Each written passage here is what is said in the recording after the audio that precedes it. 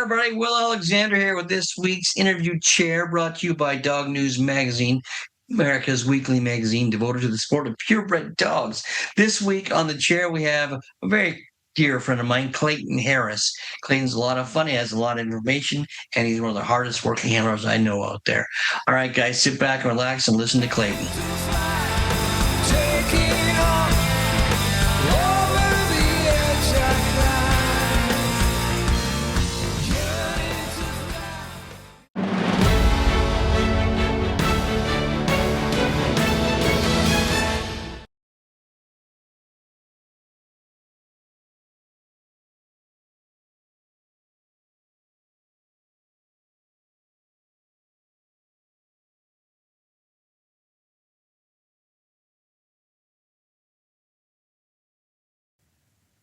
Hi, everybody. Will Alexander here with the interview chair. And today on the chair is my good friend, Klayton Harris, professional handler, busy man. Hey, Klayton, how are you? Very good.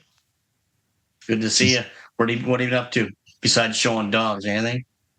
Yeah, taking care of the farm. We got a lot going on out here. What do you have at the farm? Well, we raise like all of our own meat, everything except for cows. We do our own chickens. We do our own pigs. All of our gardens. We're into canning. I mean, we're practically live right directly off of our farm. Wow, that's cool. Yeah. I didn't know that. If I go to the grocery store, it's for salt and pepper and milk and cheese. You know, that's about it. You know, everything you are a else. Busy guy then, and you still have time to go to dog shows. Yeah. It keeps me busy. Well, where's the farm? Right outside of Lexington, just south of Lexington, Kentucky. Wow. Good for you. That's crazy. People always think about doing those things and they never seem to have time or they never start doing those things. But that's amazing, man. Good for you. Tell me how you got started in dogs. And then we'll talk about how you started farming. Yeah. Well, my parents bred Norwegian elk hounds. You know, it was. How old were you? You know, I wasn't allowed to show my first dog until I was 10 years old. Okay. And, but my parents showed them and I would go to the shows with them. And then on my 10th birthday, I showed, and I remember this because I showed my brother's dog, his junior's dog, and I showed him at Durango Kennel Club to Dee Hutchinson. She gave me second in the class because I did a backwards triangle. Yeah. And I still remember my very first time in the ring, you know, where I was at and everything. Well, did you have fun your first time in the ring? Did you want to keep going? Yeah. I mean, I was addicted. Like I remember, my mother and I used to go to most of the shows together. And I remember always being upset if she didn't let me stay for Best in Show. You know, I wanted to stay for the whole thing. And she's like, we have a long drive. You have school tomorrow. And I would be very upset if she didn't let me stay for Sunday Best in Show. So that's amazing because that was the norm for me growing up as well. I always wanted to stay. Never everybody leaves, so it just seems different now, But I'm glad. Yeah. And there's the odd one that you see the odd one that wants to hang around forever and watch and listen and whatnot. But no, it doesn't happen. Most of the time, people show their breeds and then they leave immediately as soon as the breed's over. Yeah, it was never like that when I was a kid. Even if my parents lost Irish setters, I'd go and hide somewhere so that they couldn't find me so I could still watch. So.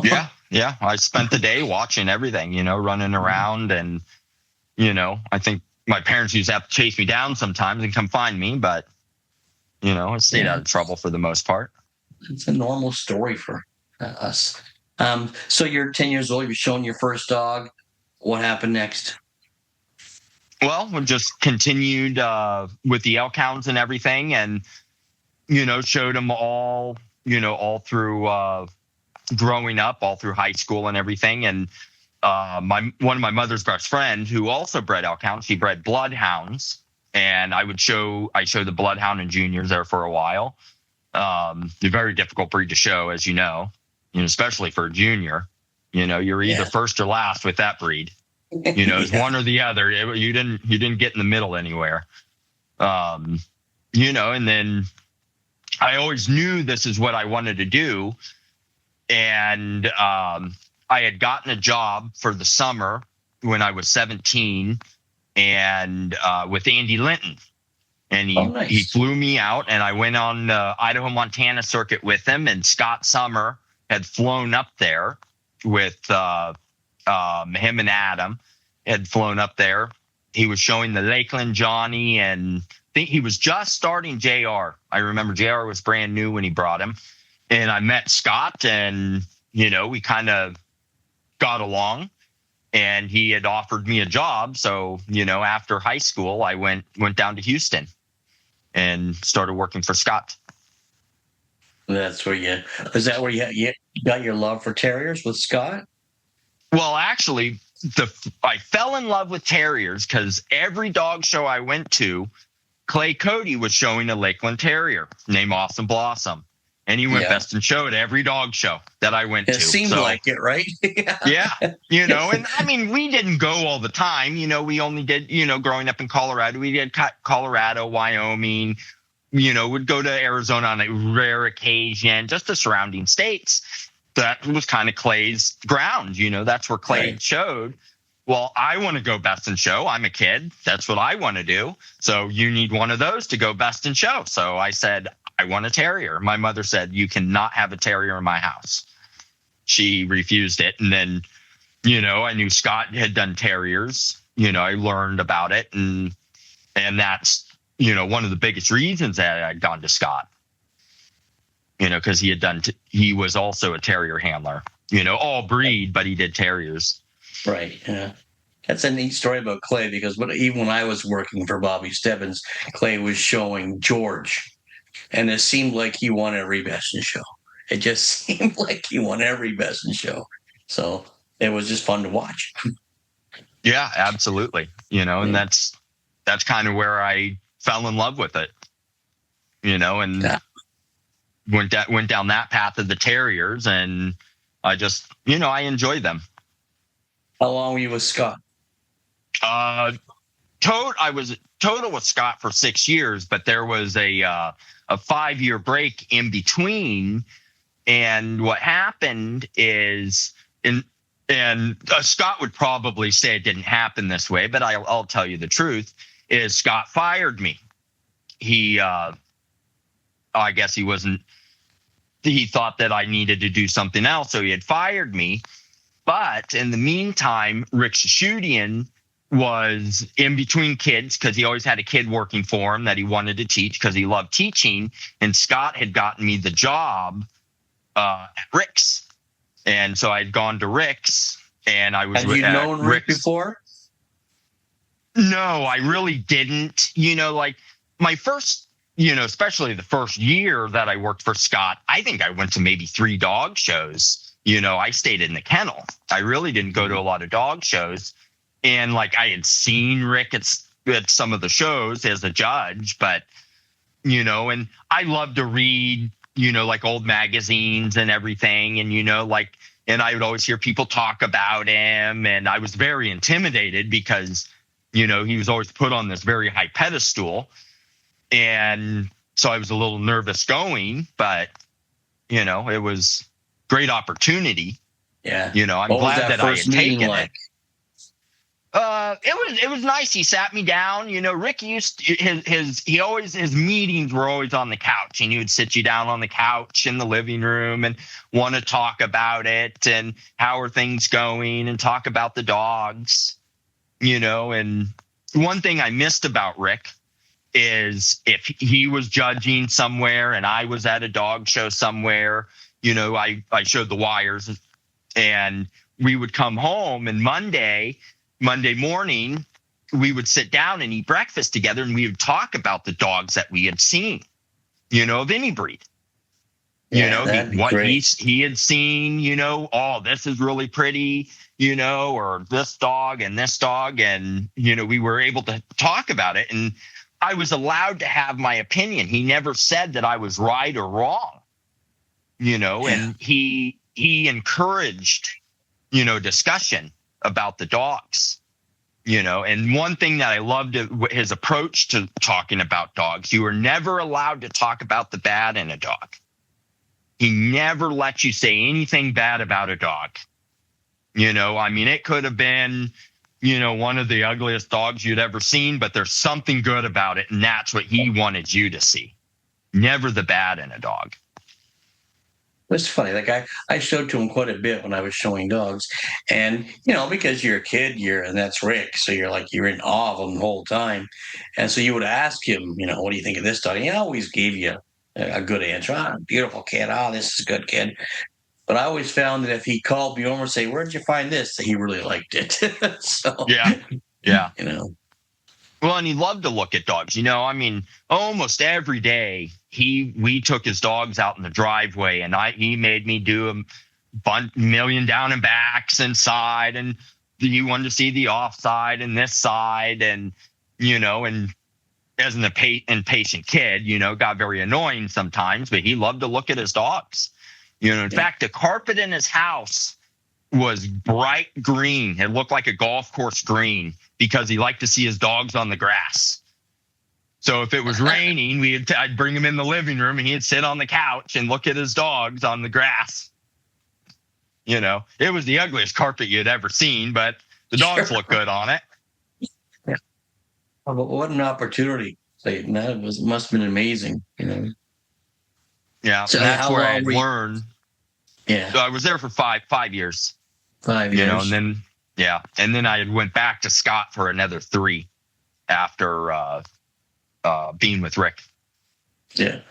Now, did you just choose that 5 years and that was enough, or did you think you learned enough? I probably would have stayed longer. But towards the end of 5 years, Kathy Regis had passed away. Yeah. And, she really was the person that was able to keep everything going, financially, and the dogs. And, Rick was starting to age. He wasn't breeding. He really was not breeding at all anymore. It just wasn't financially possible for me to continue doing what I was doing. Because I made a salary working for Rick, but I had to groom pets for my salary. And back then, he only charged $30 for a shaved down wire fox terrier. And he paid me $250 a week. But in order for me to make my $250, I had to groom $500 worth of pets. Yes. All right. So, it just wasn't. And, Scott had offered me to come back, and, it was kind of the next step, And how old were you when you left Rick's? Oh, I don't know. How old was I when I left Rick's? 25, 26, I guess. Oh, okay. 25, 26. And you went back to Scott. So now you're back working with Scott. How long were you there again? Another 3 years. Another 3 years. Yeah. Besides, obviously Scott and Rick had a huge influence on you. What other handlers or breeders had that kind of influence on you? Well, I mean, just watching and learning and paying attention to whoever's around. I mean, you used to sit and watch, everybody. I mean, obviously I paid more attention to the terrier people. So watching Bill and watching Gabriel and obviously Peter, and watching Ernesto when he worked for Peter, and I mean, even Andrew, watching all the guys, and I had met RC through Rick because Rick, RC was showing a couple of dogs that Rick had bred, and meeting RC for the first time, he was a character, and we kind of hit it off, I think, from the beginning. And I really learned a lot from just watching him. I remember I had been working for Rick for probably about a year, and Rick taught me how to spray up a dog, obviously the trimming and spraying up. And it was somewhere in Mississippi, Louisiana, and I was by myself, and Gabriel flew in with whatever dog he was showing. And Gabriel took me aside and taught me how to spray up a dog, and to this day, I remember it, and I continue to put my dogs together that way. He just took me aside and said, what you're doing is fine, but if you do it this way, it look better. And sure enough. Yeah.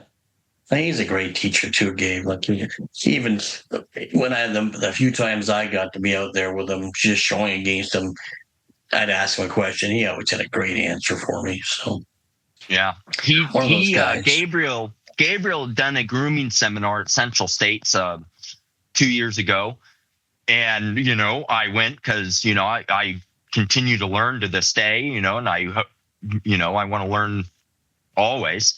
And Gabriel took this, it was a hairy wire fox terrier, and he trimmed the face on it and trimmed the show side.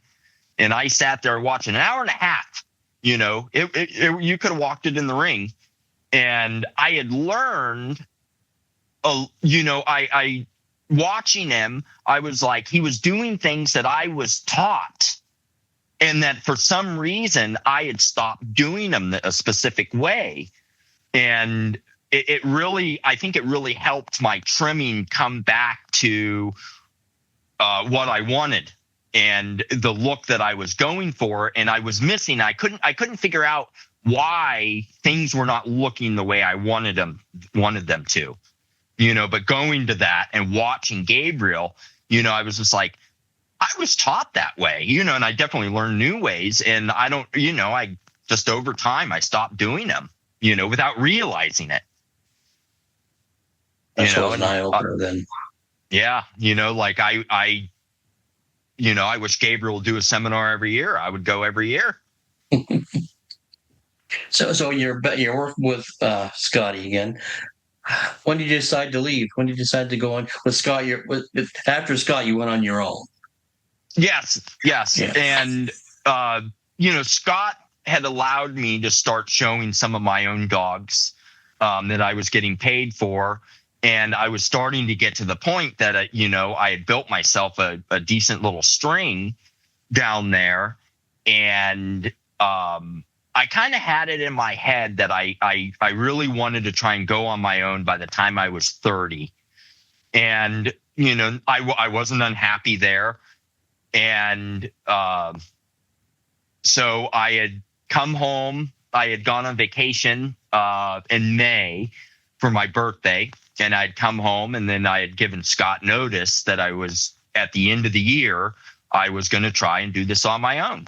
And I had my friend Lenny Brown, one of his clients had a rental house outside of Atlanta. She was a shepherd lady.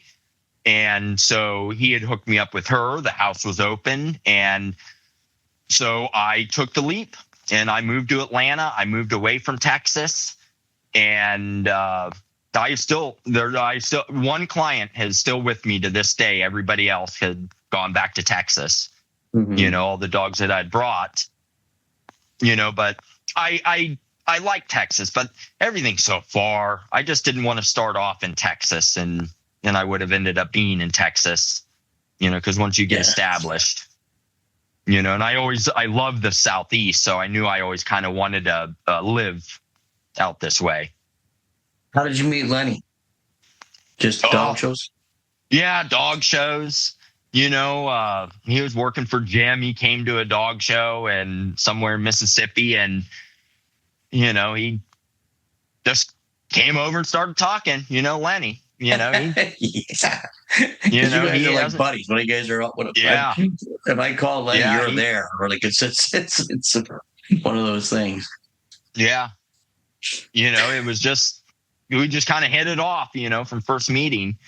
I don't even remember what they were there showing, but he was working for Jim. Yeah. They were down there at one of those shows, and he just walked right over, started talking to me like we'd known each other forever. Do you guys still talk almost every day? Not every day, but a lot. Yeah. A lot of times when we're driving, to pass the time.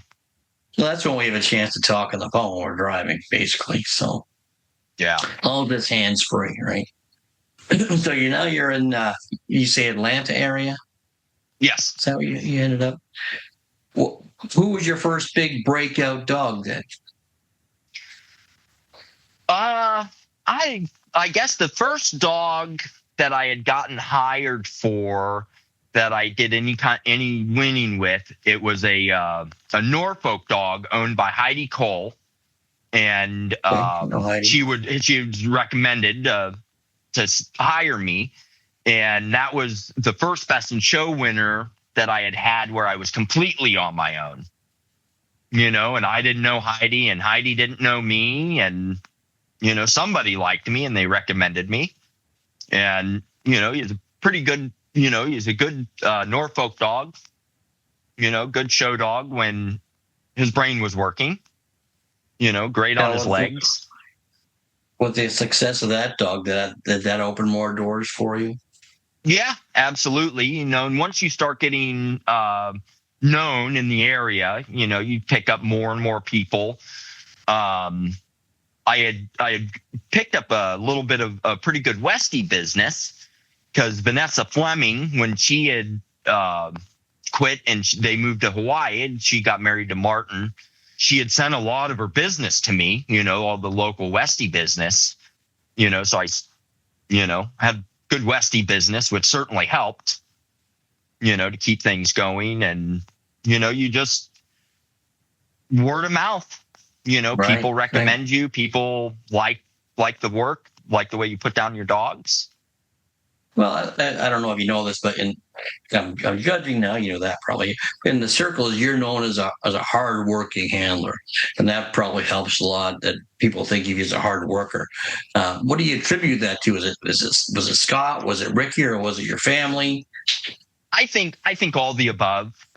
Probably. Mm-hmm. My father had the mentality that his two sons were not going to be lazy. Like I remember one instance, my father always used to fix everything himself. He would never pay anybody to do anything.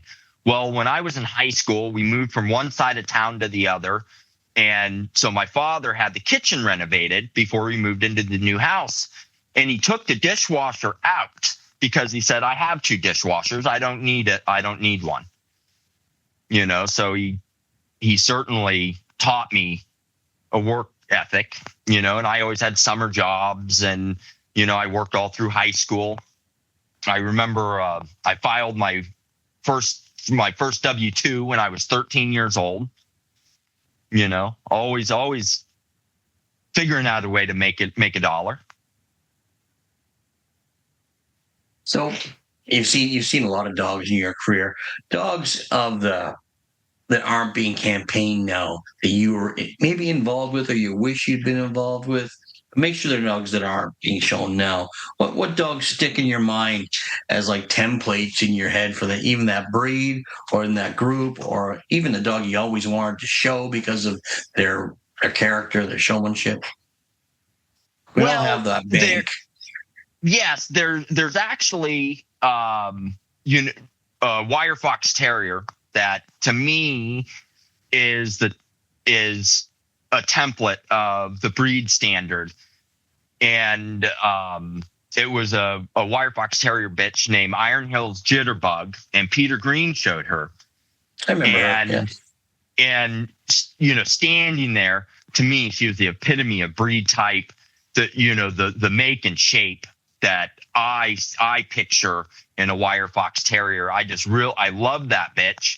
And I know she was very difficult, and people, they complained that she wasn't the best walker and everything. And I'd certainly seen her destroy herself a few times, but I saw her one time where she didn't miss a beat, and she put on a dog show, and I saw exactly what she was.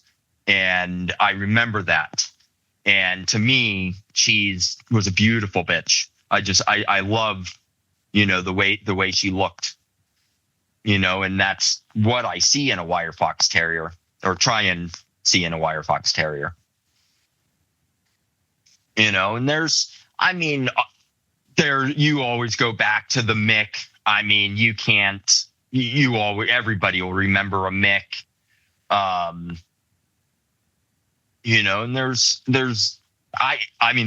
plenty of dogs that I remember, and now that you put me on the spot, it's hard to think of them. Well, we can do it in our own breeds, and I like when people ask me those questions, Irish setters and beagles come to mind. But yeah, it's hard when it's just thrown out there.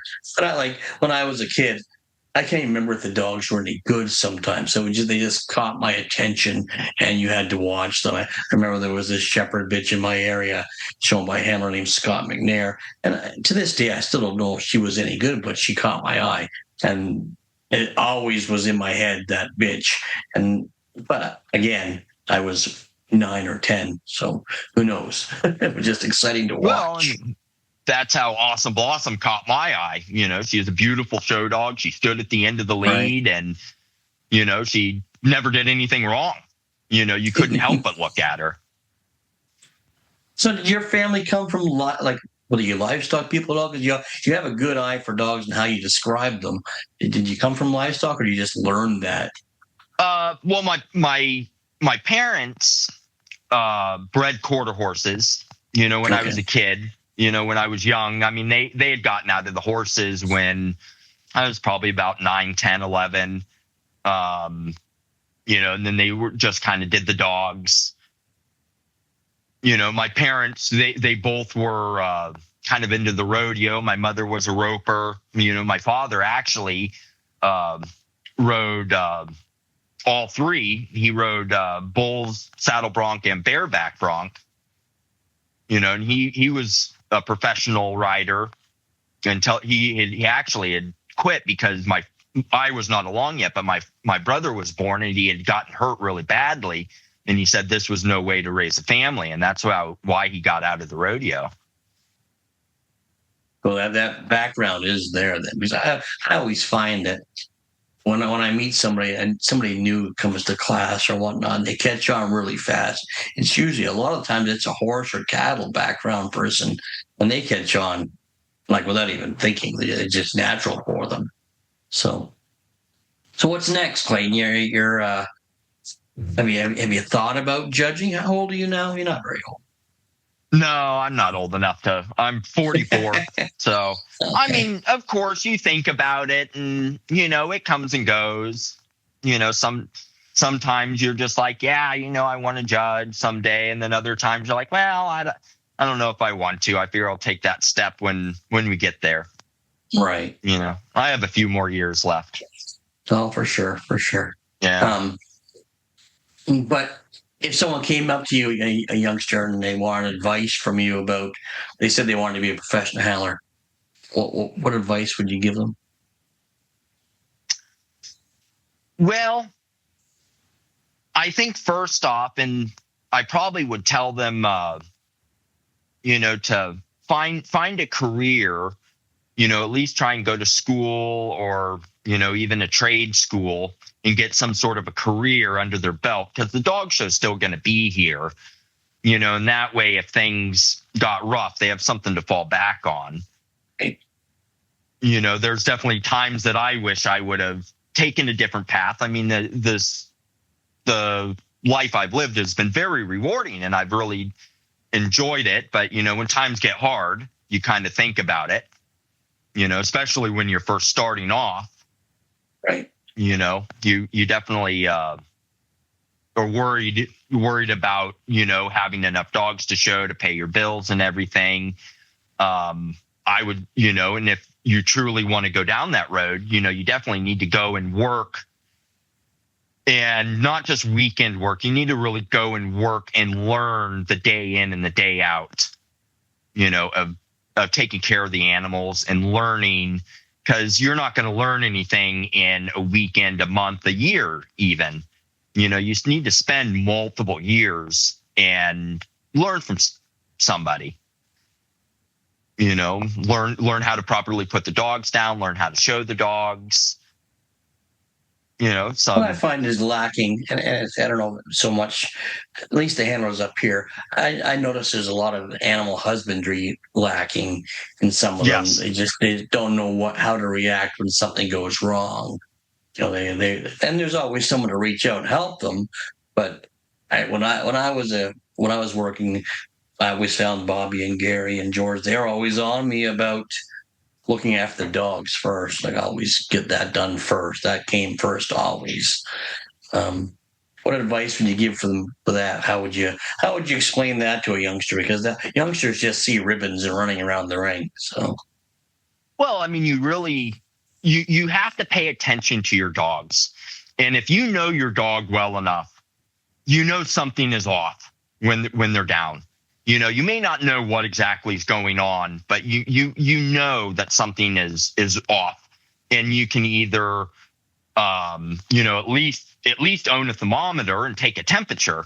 I know there's plenty of younger people out there, they don't even own a thermometer. right. And if the dog is off, go ask somebody that has some experience, an older person, and be like, hey, can you look at my dog? Something's off.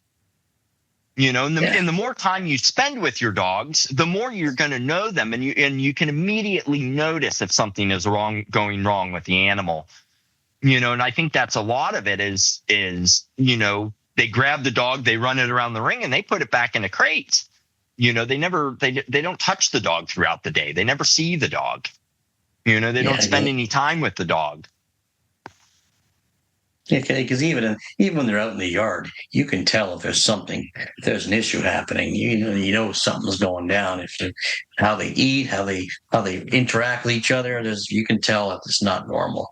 So, I think there's some young great handlers. So we're not picking anybody, but there are some ones that just need to, when they go from junior handling or right into handling, they miss that part of learning, unless they come from a livestock family. Yeah, no, absolutely. And I think my suggestion would be to anybody that's going to take the leap into professional handling straight from juniors, just ringside them if that's the case, because then you don't have to take care of the dog. It's the owner is. George always called them ring jockeys. He was never happy with those ones. Yeah, I mean, if that's all you care about is the ribbons and running around the ring, then be a ring jockey. Yeah. Now, are there moments in the sport that stick out to you? Be it watching dogs win, be it hanging out with Lenny, Scott, Rick. Is there something that you fall back on that you can be driving by yourself and all of a sudden you start laughing or smiling? Yeah, I mean, there's definitely stories. Things that get out of you, Klayton. You think about. Well, I mean, there's plenty of stories that we probably can't talk about.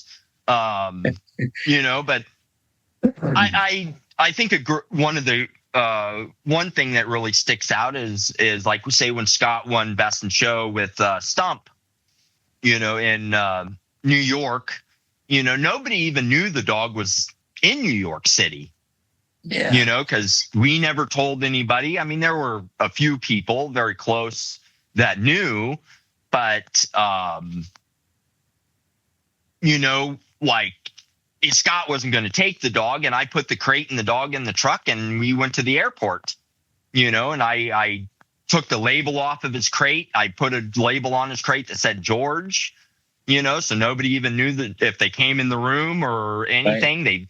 They would just think it was another Sussex Spaniel, and I think this is a really funny story is Sussex Spaniels were scheduled at 3:15 in the afternoon for breed judging. So we get the dog ready. We didn't even take the dog into the garden until 10:45. And Matthew Stander comes walking over after the breed judging, and he says, I didn't even know that dog was here. And, if Matt didn't know, we did a good job keeping the secret, because Matthew definitely knew how to find out the good stuff. Sure, for sure. What was it like hanging out with Lenny so much? I know you guys lived together for a while. Yeah, no, it was interesting. I mean, we'd go, take care of the dogs, and We always sat down, had dinner together. Sometimes we'd go out, sometimes we would go to shows together, and that part made it nice, having going with somebody, instead of For now sure. I go to the shows mostly by myself, so it would be nice to have somebody to share the driving with at least. Yeah. What dogs are you carrying these days? I if I go by myself, I will not take more than 5 with me because and even doing 5 sometimes, with a schedule, it makes it difficult. I just don't feel that I can do the dogs justice with having more than 5 dogs. I don't have the time to get them ready properly, and I don't want to run around having other people show my dogs for me. The people pay me to show their dogs. So, and that way I'm not killing myself to try and get everything in the ring. I have the time to properly make them look the way that they need to look. Because there's nothing more aggravating than, and you go to show a dog and you look down on it and you think to yourself, man, this dog, it looks like crap, because you didn't have the time to put it together properly. Right. And that is difficult. With today's shows getting smaller, do you have any thoughts on that? Because it seems like they're getting smaller everywhere. I've been even reached out from overseas in Ireland and whatnot. Shows everywhere are getting smaller. What do you think? I think there's a combination of everything. I think it's the lack of interest in purebred dogs, from the general public. I don't think people are interested as much as in purebred dogs. Certainly things have gotten more expensive, so people that used to go a couple times a month, are only going once a month or once every other month. And, if they had a couple litters a year, now they're only having 1 litter a year, because all the vet care is more expensive, and I know quite a few people have said that they're, you used to be able to sell all your puppies, find homes for all your puppies, and people have 1 puppy left and they're not leaving till they're 6 months old, rather than, everything that you keep the dog 1 or 2 that you like, and then everything else you place in homes. You used to be able to, they'd be gone by the time they were 10 weeks old. Now you still have those stragglers. It's the whole thing's been hard on breeders, like escalating vet costs, gas, food, hotels. It's just impossible for average folk to go to dog shows the way they used to, and participate the way they used to. It's just hard.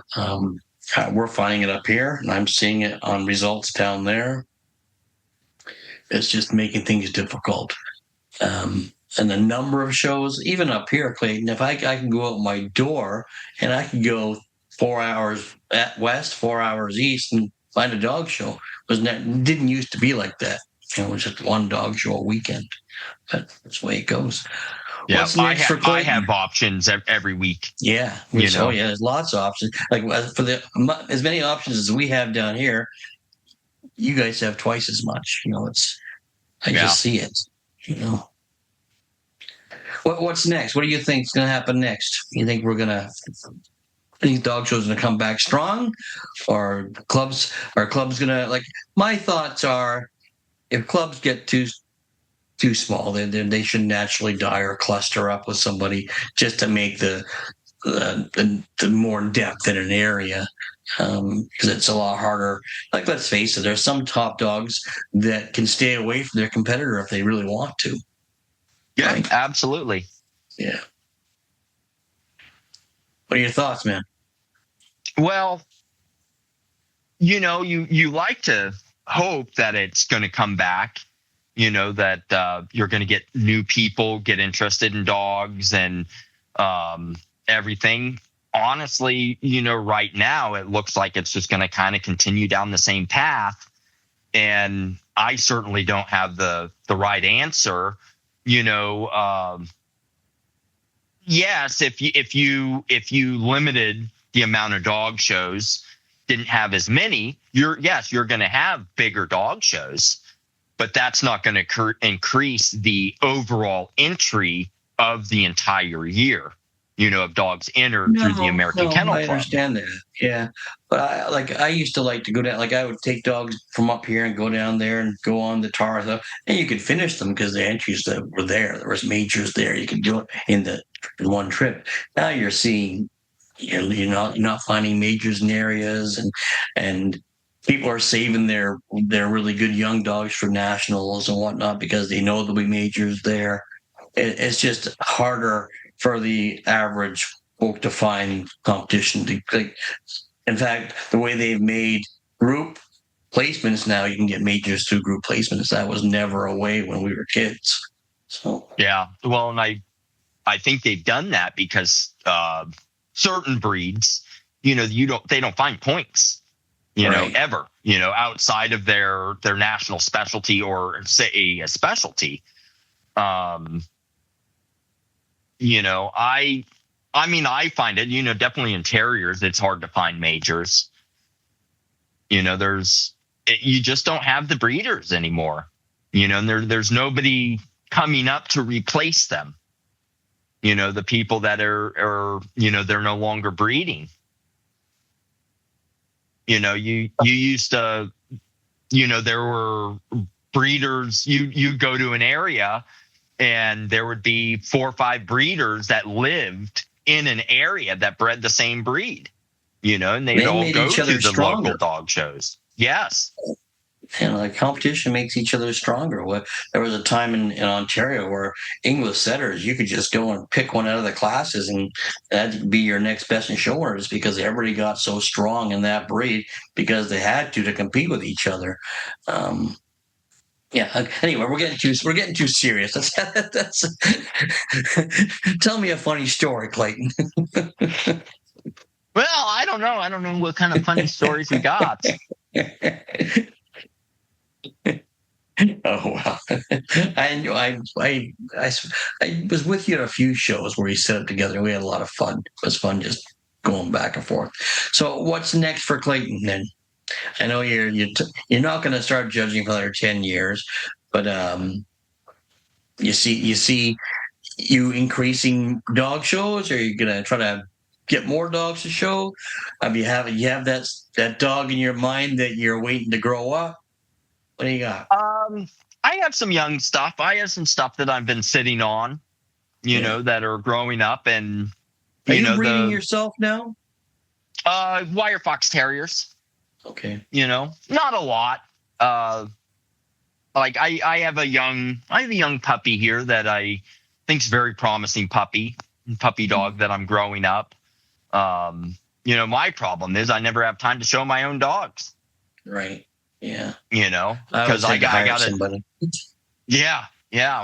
So I put them on the schedule and I go, okay, I got to trim them this week, and you don't get to it and be like, okay, well, next week, next thing you know, a month's gone by and now you're starting the coat all over.